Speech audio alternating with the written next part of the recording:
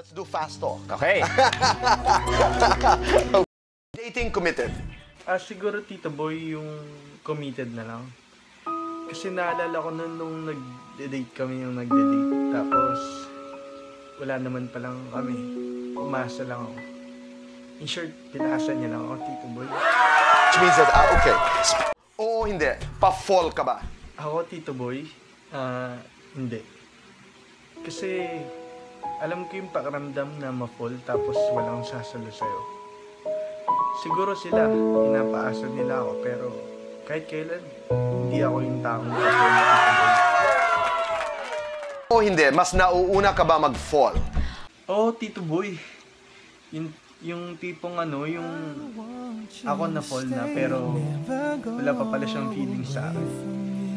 Yung ako lang yung na-fall, tapos walang sumalo, Tito Boy. Yun yung masakit. Huling beses na nag-fall ka? Hindi ko na maalala, Tito Boy eh. Kasi ang daming beses ko nang na-fall, pero kahit kailan walang sumambot sa akin.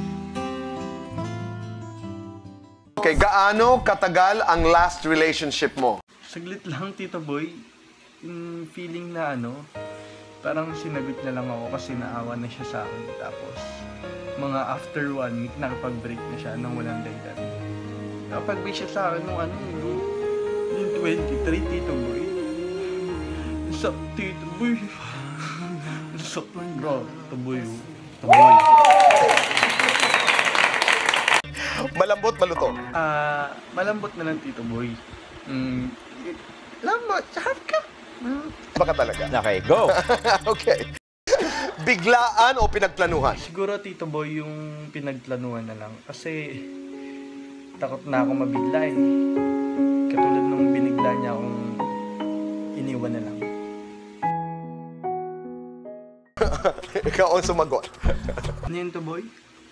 Hohol or momol? Grabe ka, Tito Boy. Siguro momol na lang. Kasi alam mo yun, Tito Boy. Basta, momol! Baka talaga. Okay, go. Okay. Puso, isip? Siguro, Tito Boy, isip na lang. Kasi nung pinairal ko dati yung puso ko, sobra ako nasaktan eh. Dumating sa punto na parang ayoko na mabuhay. Kaya siguro mas pipiliin ko na yun. Yes or no? Do you believe in third chances? Siyempre naman, Tito Boy. Sino ba naman hindi gusto nung may chance, di ba? Yung kahit ilang beses ka na niya niloko, yung umaasa pa rin na may chance ka. Yung isang araw pagising mo, di ka na niya loloko eh. Yung isang araw pagising mo, Tito Boy, di ka naiiyak. Kasi nagbago na siya. Kasi natupad na yung chance na. Grabe ka naman.